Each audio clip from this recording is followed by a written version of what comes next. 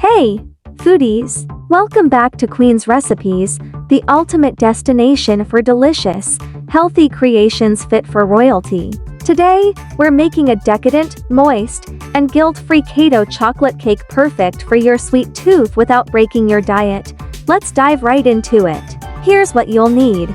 1 cup of almond flour, 1/4 cup of unsweetened cocoa powder, 1/2 cup of erythritol or your favorite keto sweetener, 1 teaspoon of baking powder, 1/4 teaspoon of salt, 2 large eggs, 1/4 cup of melted butter or coconut oil, 1/2 teaspoon of vanilla extract, 1/4 cup of all simple, keto-friendly, and pantry staples.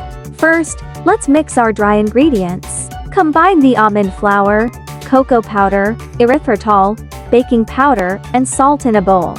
Give it a quick whisk to ensure everything's evenly distributed. In a separate bowl, whisk together the eggs, melted butter, vanilla extract, and almond milk.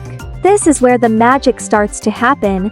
Now, slowly pour the wet mixture into the dry ingredients, and mix until you have a smooth, chocolatey batter. Grease a 6-inch baking pan with butter or line it with parchment paper. Pour in the batter and spread it evenly.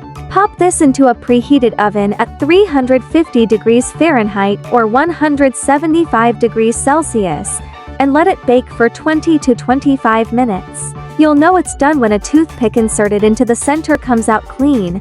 Once the cake has cooled, it's time to make it even more irresistible. I'm topping mine with a creamy keto chocolate ganache made with heavy cream and sugar-free chocolate chips. Let's drizzle it on. Look at that silky goodness. For the final touch, I'm sprinkling some unsweetened shredded coconut and a few keto-friendly chocolate shavings. It's a masterpiece. So moist, so chocolatey, and absolutely guilt-free. This keto chocolate cake is proof that healthy eating can still be indulgent.